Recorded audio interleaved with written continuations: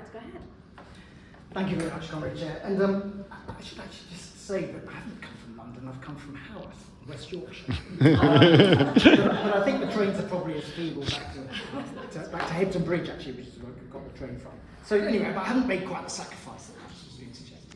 But it's very nice to be here in Manchester now. I've actually found where the meeting room is after an hour. Comrades, the question was, China ever socialist? I'm going to start with a different question. Is China socialist now? Because I have a few friends on the left who think it is. They argue that it's a country, a government, a state which calls itself communist, 90 million Communist Party members. There's extensive state control, particularly over the banking sector, if less of the economy, and it's seen the most extraordinary growth over the last 20 years, or 21 years, since about 2001, and they think that's enough to make this some kind of socialist society. I would argue very strongly that it is no such thing. I don't think you probably need an awful lot of persuading on this. The Communist Party, which is huge, it is 90 million people or so, is an instrument of control for the red ruling class, for the red bureaucracy, or red bourgeoisie it is now, a bourgeoisie which counts over 500 billionaires, which I think is almost as many billionaires as they have in the United States. State control itself is entirely compatible with capitalism. Under fascism, you've seen quite severe state control over private property and over private industry.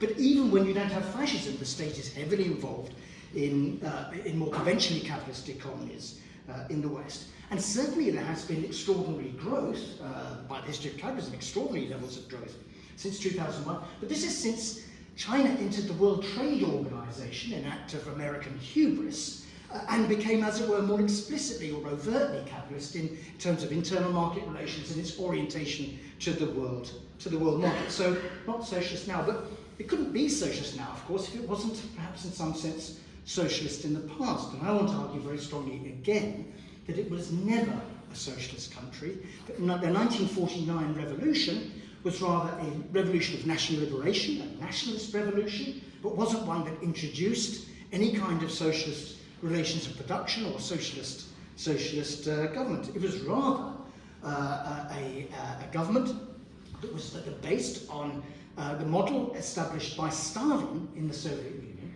a model of state capitalist development in which the state was used to exploit very vigorously both the working class, the growing working class and the peasantry, in order to drive up national development independent of the world market and of Western imperialism. That is not a socialist society. Now, I want to go back a little bit more in history in order to try and spell this out more.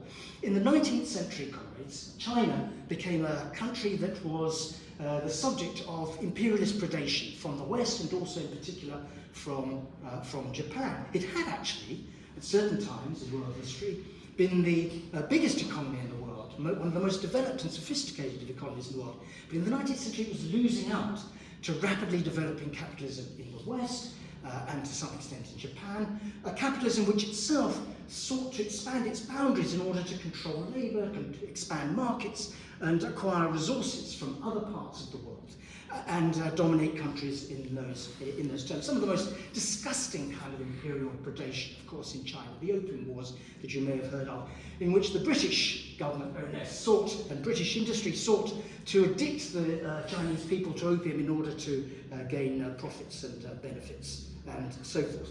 Now, of course, that imperialist predation bred a nationalist reaction, a reaction to overthrow the imperialist predators. And by 1911, the Qing dynasty was overthrown in a nationalist revolution, or a nationalist uprising. The nationalist government came into government, and within 3 years, of course, we had the First World War. They allied themselves with the Entente countries, with Britain and France against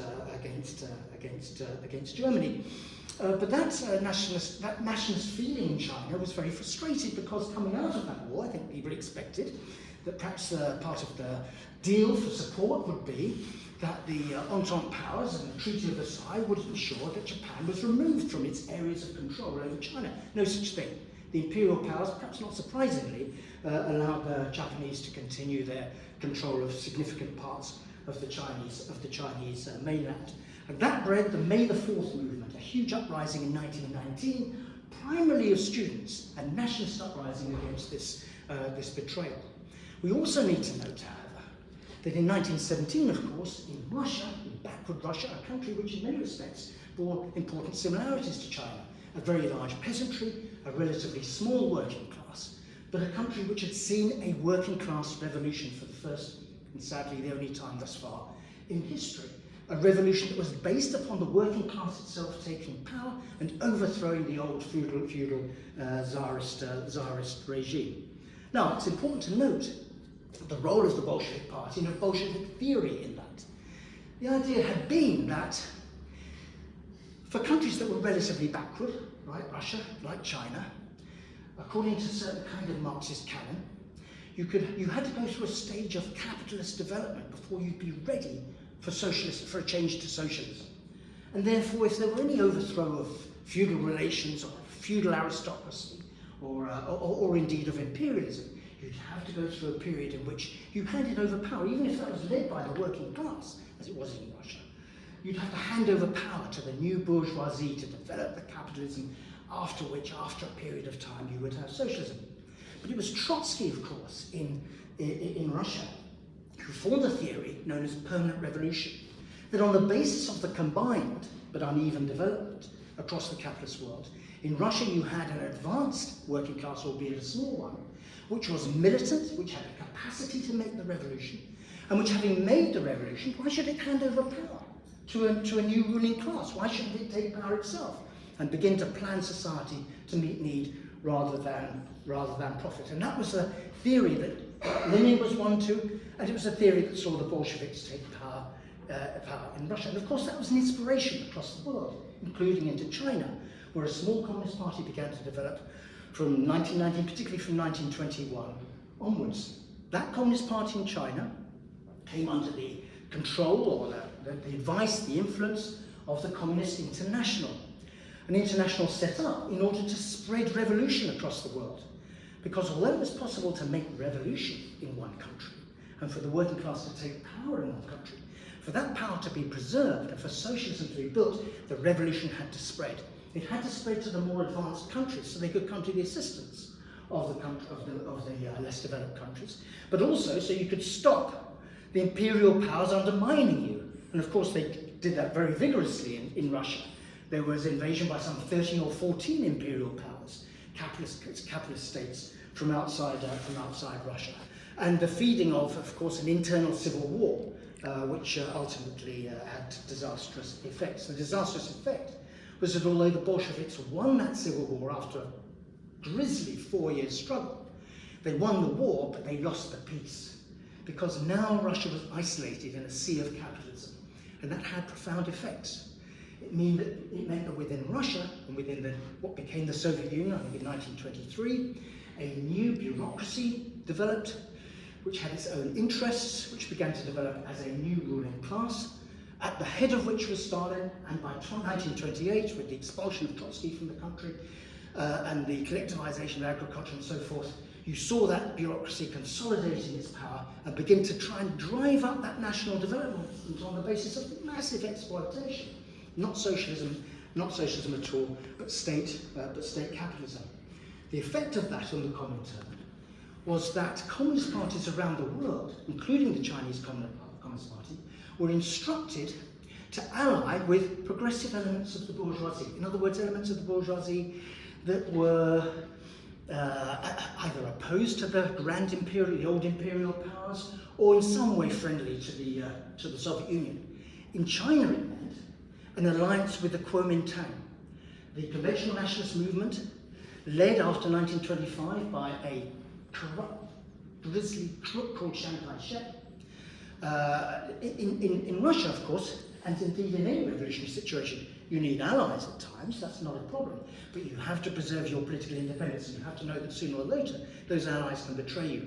But that wasn't the picture that the Comintern imposed upon the Chinese Communist Party. It was subordinated politically, organisationally, socially to the Kuomintang. So that in 1925, or from 1925 through to 1927, when there was an uprising in the major working class cities by working class people, in which the Communist Party had developed serious roots, in which there was the potential for a revolutionary upsurge based upon the working class itself, leading the peasantry, but with the working class in the vanguard. The Kuomintang, under Chiang Kai-shek, turned on the Communist Party and on that militant working class and murdered tens of thousands of them. It was a brutal suppression. Now, Chiang Kai-shek might have won anyway, the Kuomintang might have won anyway. We can't, counterfactuals in history are difficult. But their victory was guaranteed by the subordination of the Communist Party that the Stalinist Comintern imposed upon the Chinese. The Communist Party members, those that survived, retreated from the cities. They headed towards the more rural areas. Between 1927 and 1934, 35, you had the so-called Long March. These people were really heroic, by the way. I mean, they had the idea that they could build a new society. They weren't clear exactly what that kind of society would be, in my view, but they were heroic in what they did. Of 100,000 people who set off, 8,000 survived that long march in 35. But the Communist Party began, and this is a remarkable thing, began to develop really serious roots, not in the working class now, but within the rural peasantry. It began to build up a peasant army on the basis that the Communist Party was for fair landlordism. It was against the more ruthless landlords, and built up really serious support on that. It wasn't for dispossessing the landlords exactly, it was just for ensuring fair rents and so forth. It began to build up a serious base. Now, come to 1936, there erupts a resistance against the Japanese in particular, once again. Chiang Kai-shek, the person who'd murdered the communists in 25 to 27, is forced, through his own weakness, the weakness of the Kuomintang forces, to ally with the Communist Party, so strong had it grown in the rural areas with its peasant army. And that resistance began to develop and of course went into the Second World War between 1939 and 1945, in that area, between 1941 and 42 and 45. That war, of course, saw the defeat of the Japanese by combined forces of the Americans and others, particularly of the Americans, of course. And that was then followed in 46. 46, the defeat took place with the dropping of the only hydrogen bombs that had been dropped, I think, in a war so far on Nagasaki and on Hiroshima. Horrific, but it brought the war to an end. From 1946 then through to 49, there erupted essentially another civil war. Now between the Communist People's Liberation Army, a large, disciplined, organised army against the corrupt and rather weak and fragile Kuomintang forces. The Communist Party was backed by the Soviet Union, received resources from the Soviet Union, because they had long-time friendly relations, obviously, with Stalin's ruling class, Stalin himself. And on the other hand, the Americans in particular backed the Kuomintang. And it's fantastic that the Americans were beaten. American imperialism was beaten and the Kuomintang were defeated by those communist forces. But this was a conventional army. It had the normal kinds of hierarchies you have in armies. It was an army not based upon working class self-emancipation. It wasn't based upon working class militants having control over the higher ranks of the officer class, as had occurred in the Bolshevik Revolution. It was a conventional army, but a very effective and disciplined army. And that's what won in 1949. As I said, what did they win? And what were they trying to do? Well, they won control over China. They got rid of the imperial predators. But what they were trying to do now was to follow effectively in the footsteps of Stalin in 1928. From 1928 through to 1940, through the collectivization of agriculture and from the nationalization of industry and from the state direction and massive exploitation of both the peasantry and the working class, the Soviet Union grew. It grew very significantly indeed. It became a major military power which was actually critical in defeating the Nazis in the Second World War. That's how successful that forced exploitation occurred. But it wasn't socialism. Socialism is it's not about dictatorship, it's not about exploitation, it's about ending exploitation, it's about maximizing democracy. And this was the absolute opposite. But this was the model. It was the model for many countries, and it was the model for Mao and Mao's Communist Party in China. So they moved towards the collectivization of agriculture, they moved towards that state control of industry. From a low base, they began to try and drive up economic growth. It made all sorts of fundamental difficulties over the period of time. There were great failures. Again and again they tried to force up, encouraging people to make great sacrifices in order to force up the growth rate, develop the economy. But this failed again and again because the problem was that in the 1930s, state capitalism could work in a fashion. This was a period in which there'd been a collapse of the Western capitalist economies in the Great Depression, 1928-9 onwards. Those Western capitalist economies had themselves turned inwards, exercising greater state control over industry, over trade and so forth, protectionism. So this was an era in which there was no alternative but to try and seek to grow through your internal mechanisms, through state control internally. But it was also a period when that growth could be generated in that way. But in the 1950s, into the 1960s, into the 1970s, the Western capitalist economies grew pretty strongly. This is the period of the long boom, and they grew on the basis of an increasingly internationalization of finance, of trade, and of production. Multinationals reaching out across the world in order to find cheap labor and to produce more cheaply for markets, opening up markets, and so forth. And those countries, like China and like Russia, that were sealed off from that world market, that world international system, began to lose out quite severely. So it was that, as I say, repeated attempts to try and make it work within China, repeated failures.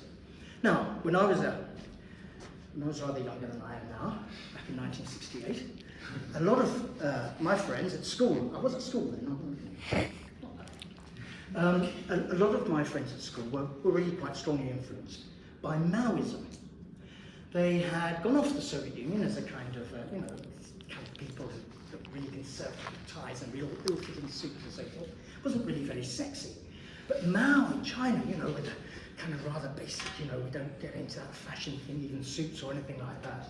But also, in a period when there was a rising tide of revolt in the West, in around the revolts in France and elsewhere in 1968, 1969, many people looked to Maoism because in Mao's China we're having a cultural revolution in this period.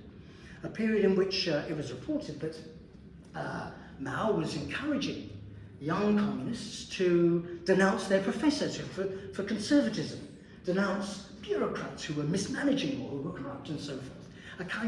It appeared to be a sort of revolt from below, a kind of rejuvenation of a fairly traditional communism, as I understand it. It was very attractive to people who didn't really, I think, understand properly what was going on. And many people, I think in Britain, the Maoist movement wasn't that big, but it was very big in France, very big in Italy in particular, and in some other countries.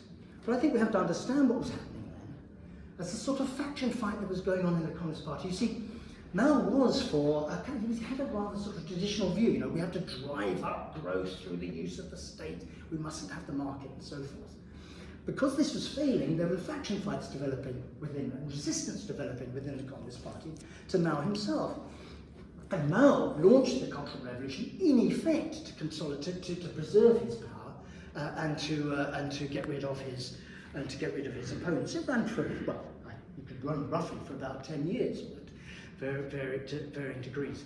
But it was absolutely not about establishing a situation in which the working class itself was now in control and in power and planning and making the major decisions within China itself. Absolutely not. Now, Mao died in the mid-70s, and the interesting thing is, to my mind, is that Deng Xiaoping, who emerged after that, after Mao as a strong man, had a rather different conception of how China as a nation state could develop. And it was about establishing more of the market internally and looking more outside.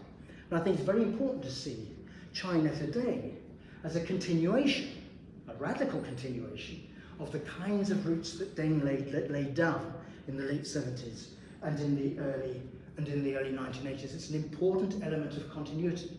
And actually, that is what, in my view, has ensured that the Chinese Communist Party, that red ruling class, has preserved its power in the way that that power disintegrated in the old Soviet Union and in the Eastern Bloc. Because they didn't reform. They didn't reform until too late in the Eastern Bloc. I mean, they knew they were losing out. In the 1980s, Ronald Reagan and his sidekick Thatcher decided to up the ante against the Soviet Union, to increase the arms race, to see if they could break the Soviet economy against the strength of the American economy. And effectively they did. That the industry began to break down, couldn't deliver to what people, even the basics of what people wanted. There had to be reform. Gorbachev came in, died the other day, glasnost and perestroika, and then the thing collapsed. Because they kept tight control over the economy for too long, and it was too weak for too long. Deng and his successors have opened up the economy to the point where, well, as I say, between 2001 and 2022, we've seen extraordinary levels of growth which has lifted literally hundreds of millions of people out of poverty. It's relatively unprecedented in the history of capitalism, remarkably successful. And this, of course, is what's preserved his power. But things, they are changing. We now know that much of the growth over recent years in China has been the product of a massive property bubble. Wow, that's just like the West. For those people who say, oh yeah, it's a Socialist Communist Party. It's a property bubble, and that's what we have in the West. This is the madness of a financial system which produces these bubbles, and for those bubbles then to crash. And of course that bubble is deflating very, very badly. And if you look at the projected growth rates at the moment in China, and of course the attitude on COVID, the COVID lockdowns is also contributing to this, we're now looking at zero growth or very, very low growth. And this is a big, big problem, I think, for Xi to hold on.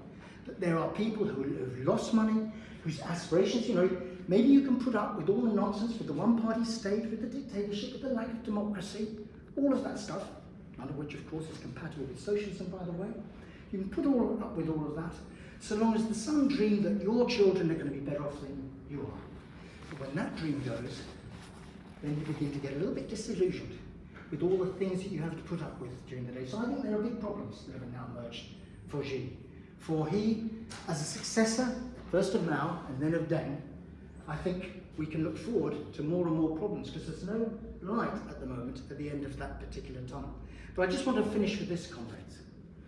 I think for us as socialists and as Marxists, we have to say that neither Mao nor Xi, our enemy's enemy is not our friend. Our friend in China, as our friends are across the world, is the Chinese working class and the working class internationally. It's on their ability to rise up and overthrow all of the rubbish, to get rid of the billionaires, to take control of society, and as the producers of wealth, to begin to plan that wealth to meet the needs of everybody across the world. That's what our objective is as socialist comrades. It's why China wasn't socialist, isn't socialist, but will be socialist, I believe, one day. Thank you.